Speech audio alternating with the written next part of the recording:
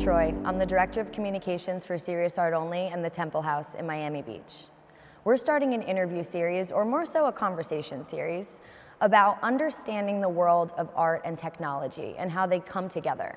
I'll be sitting down and interviewing amazing industry leaders in technology, in business, in art, and also up-and-coming talents that want to understand more and learn with me. I'm here today with Gianni, who is a founding member of Ethereum, a huge moving forward spearhead in the NFT space in Miami, and a marketer and a huge key component of moving art forward in this blockchain direction. Thank you so much, Gianni, for being here. Thank you so much. Thank you so much. Thank you. So I want to hear a little bit, I'm sure you've told this story so many times, just because Ethereum is in the conversation nonstop these days. How were the beginning days for you of kind of getting introduced in the early, 2012 to 14 stage of all of this? Can you just give me a little bit of background on that? Sure. I actually was working for a company called Alienware, which was a success story here in Miami. I was one of like 15 employees and then became a huge success. And then after I left, many years after, somebody had mentioned that they were mining for Bitcoin, right? And I was like, what the hell is that? This is like 2012. And they were working for a company that had servers, and they did like virtual desktops and all that. And so while the servers weren't being utilized, they were mining for Bitcoin. Oh my God. And so I was like, what is this? It didn't make sense to me. I was more creative or Right. a designer type person, building websites and things like that. So it just didn't stick in my brain. Right. It was too financial, too weird. Right. And then in 2013, during the Silk Road debacle, Right. they got caught and it would hit the news, this whole thing about the dark net and using cryptocurrency as a way to like interact. The Silk Road part wasn't very interesting to me. It was Right. more about the idea of this currency Right. being utilized amongst people.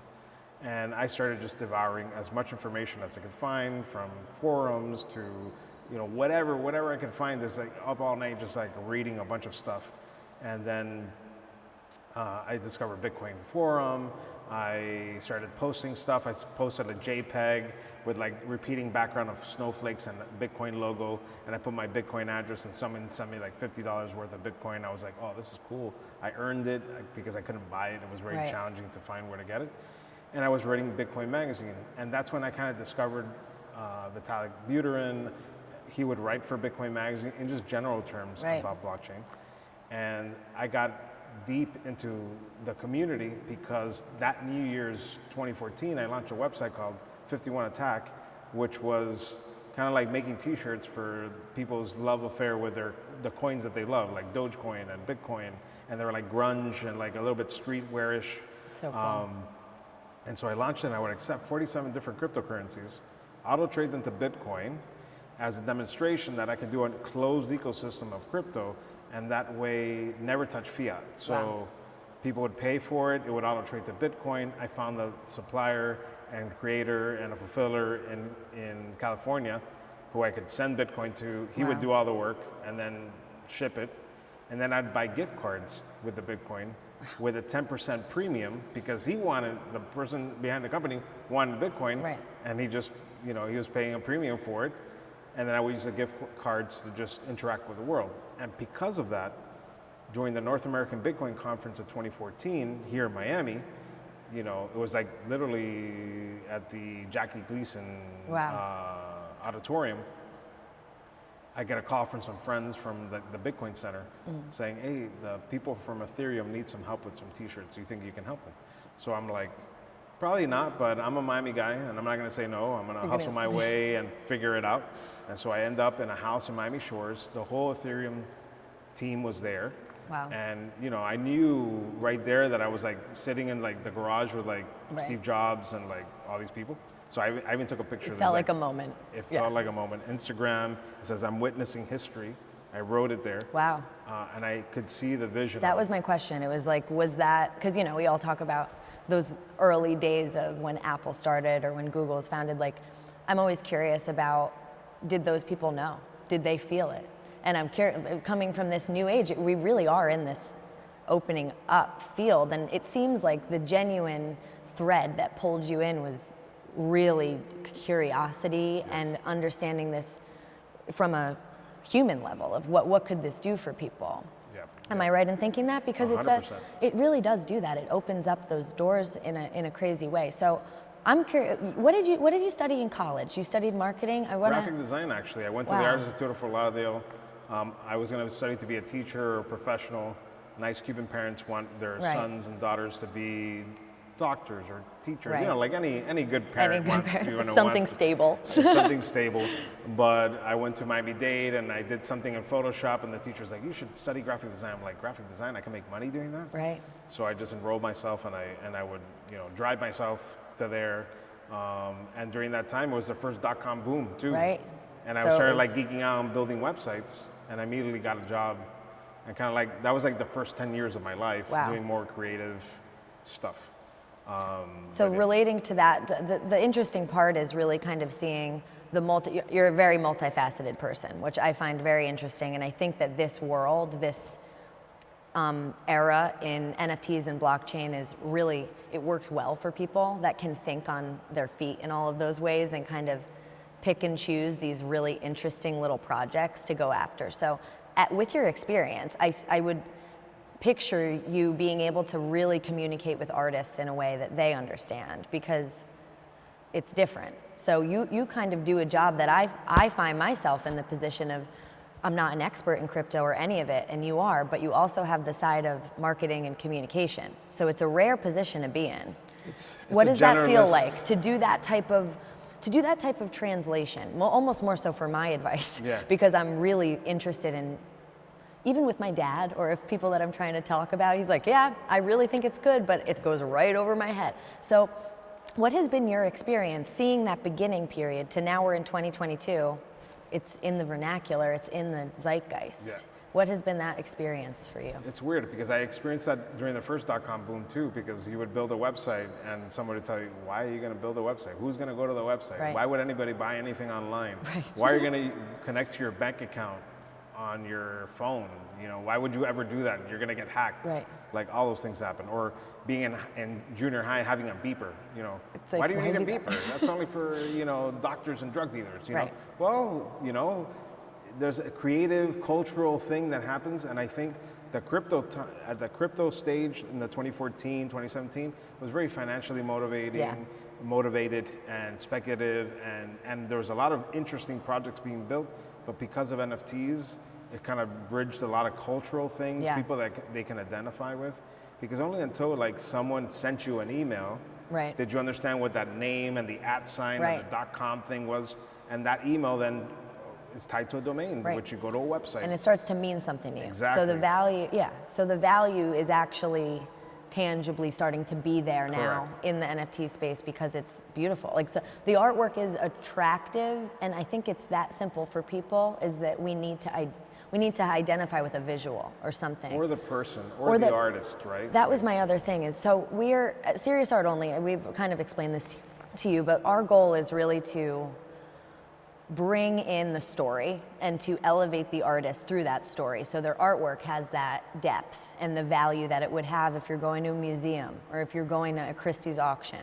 So I'm curious, just because you have this amazing insight, especially in the Miami scene, do you think that that's where people would they be interested in moving that way? Because it's a new space as far as being able to bring people together around it, other than these little communities. Do you see it moving to more of a mainstream thing, or do you think it stays in smaller, tight-knit communities around one idea or around one piece of work? I think the difference that, like just stepping back and not being in like the fine art world. Right. Technically, I mean, I'm a designer. Right. I've been enamored by art my whole life. It's like Right. not that I'm like separated from it, but not professionally. It's part of life. Like that's it's integrated. I'm not professionally involved in fine art. More so now because of NFTs and certain people that I'm interacting with and Right. the conversations I'm having. But I think the difference is that the top work and the top artists and the things that you would know were things that you read about, things that you were educated with in like just in school. Right. Or like in TV or the news. Like it was like a different echelon, right? Right. Now because of NFTs, kind of democratize the access to people like appreciating the artwork. I think that's very interesting, because I find that the NFT artwork that's getting valued very high is actually shifting what people see as high value artwork. And again, almost the value is still subjective. It's always been subjective. Always, and you would give value to something that has a better story. Right. Someone that you can get to know what their story is, right. what their personality is, what's their statement. You know, everybody, you know, you see a professional artist, they have an artist statement. Why? Right. You know, it's not just the pieces of work. That artist statement means something. Why are they doing what they're doing? Who are they? What happened in their life that right. led them to do these things? And then when it's not just here's a picture. Right. Like it's your perspective. They go right. deep with it, right. and they like explain it, right. and also you as a viewer have your own perspective and thinking about it, right? Absolutely. This makes me think of, I wanted to bring up the your Cuba art project, which I would just love to hear from you about your passion and what it's doing for people, which is really the utility, the beauty of the utility of the NFT. So please just tell us about that. Yeah, well, it actually starts the night before that night in Ethereum, because before I even spoke and before anybody heard my voice, they were having like a call and they asked, what do you think Ethereum would do for the world? And I just, like, the first thing I blurted out, I go, I think it will help the country where my parents are from, which is Cuba, wow. to give them access to the world in a different way that's not controlled by a government or, right. or gives them the means to be, you know, I wasn't using the term sovereign, but, right. you know, that's independent, right. there's a sovereignty with blockchain. And so fast forward to now, like, you know, I think it's almost a year, like, to this date. I was on a Clubhouse because everybody was on Clubhouse. I know, I was too. And a year ago. I didn't tend to be on those too often, but I was in one, and I started talking about NFTs, and this guy said, hey, you sound like you're from Miami. I'm like, what do you mean I sound like I'm from Miami? Well, and we started chatting, and I started following him, and then he posted this thing about this Cuban NFT artist or photographer who didn't have enough Ethereum to mint his work. And so that, like, struck me big time, right?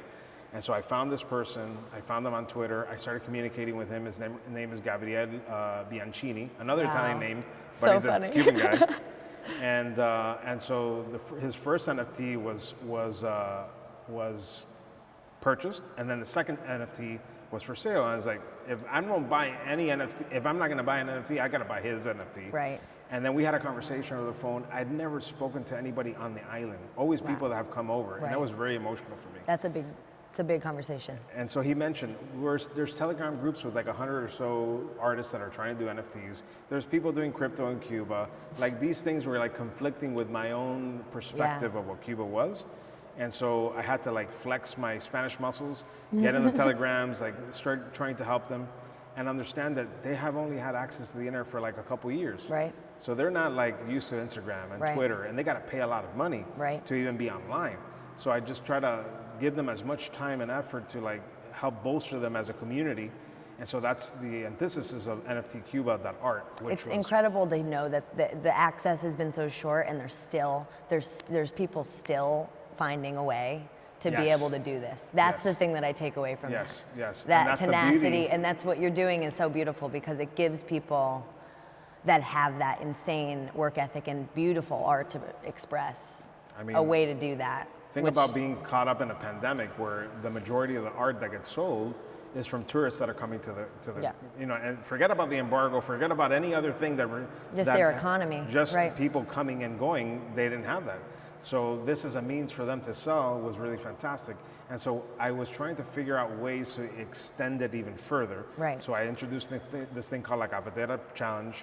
If you're from Miami and you had a Cuban coffee, or you went to a house, you have, like, they make it in an Italian mocha pot. It's kind of funny now we're talking Italian, Gianni, very interesting Bianchini, little, I all know. these kind of like connections. But you know, you always make a Cuban coffee. It binds every Cuban anywhere you're at in the yeah. world. And so I started getting them to do a challenge, and they would do whatever they liked, just really phenomenal ideas of such an, you know, object, ordinary object, them like exploring this. We've done 15 of them. Oh, I love We've done a whole series of graphic design ones, obviously Awesome. to tie in the graphic design stuff. And so it's been very uplifting. There's 70 artists on the website right now. Wow. We've had all these things with the cafeterias. I haven't made a dime off of it, right? I basically paid for the first mint. Right. And all like 70% of it goes back to the Cuban artists. It's amazing. And everything stays in the wallet. So I never touch it. It's like if the wallet didn't exist, it just keeps getting recycled into doing that. The concept is so cool because like you you create the ecosystem and it almost really feeds itself. You have to keep bringing it, introducing those amazing concepts, like creating the coffee pot and but if you introduce a creative idea and these people grab onto it and run with it with all of the awesome talent that they bring to the table, it's like, that's in itself amazing. Yeah, just and they absolutely themselves amazing. have like self-organized because they use an online virtual gallery for NFTs, and they curated 100 Cuban artists, each with their individual art, and put this on display. Wow. I think they sold like 70% of these pieces. Wow.